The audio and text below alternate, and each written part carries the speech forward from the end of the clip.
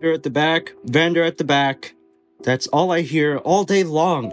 Well, at least from 7 till 1. Hi, I'm Stuart. I'm the DSD receiver here at Burnaby's. I have been for the last 15 years.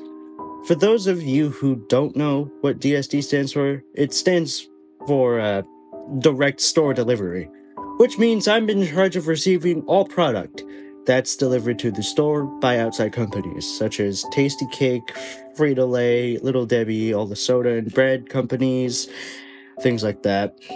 Also, any books and magazines you may see in the store. As you may already know, Burnaby's is a very old store. We don't have any computers. Every bill invoice I get is physically checked in and verified by me, signed off by me, then filed away in a large filing cabinet in the office. We hold them for a year, then send them up to the main office. Anyways, this place has a long history of weird and horrible events that happened here. Here's my story. It was January, 2 years ago, a few days after New Year's. It had snowed the night before, not bad, but bad enough. It was 8:30 in the morning, I'd say. One of our bread vendors was pushing a bread rack down the ramp and out of his truck when he slipped and fell on the ice, slid down the ramp, bounced off the sidewall, and right into the path of an 18-wheeler Pepsi truck backing up to the deck for delivery. The driver tried to stop, but his wheels locked and the whole truck slid on the ice as well. It was too late. He screamed right before the truck ran him over. I've never heard anyone scream like that before. It still gives me nightmares. The wheels of the truck crushed his skull, then rolled over his body continuously as the truck slid down the incline and slammed into the loading dock doors. The right front passenger side tire stopping directly on the body. It was horrible. I threw up right there in the snow. There was blood and bones and pieces of flesh smashed down into snow and on the tires of the truck and the bread rack. It was gross. Severed body parts and what looked like internal organs spread out all around the body.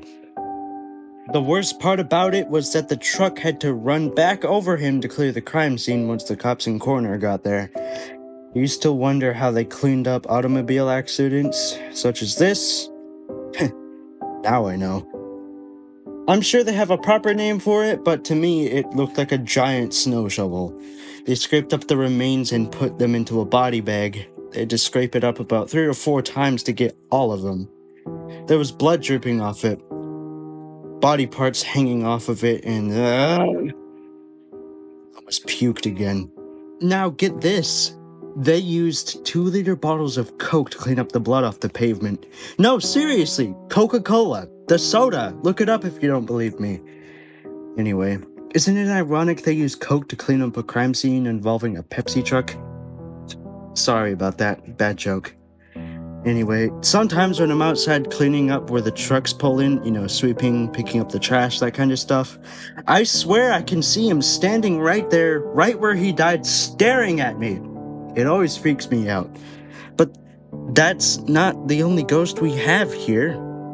The owner, Pat, has seen a few Native Americans' ghosts around the store. That's a different story. Anyway, the driver of the truck was not charged with anything as it was clearly an accident. The cops impounded the truck as evidence, took witness statements, then left. The coroner left as soon as he finished removing the remains.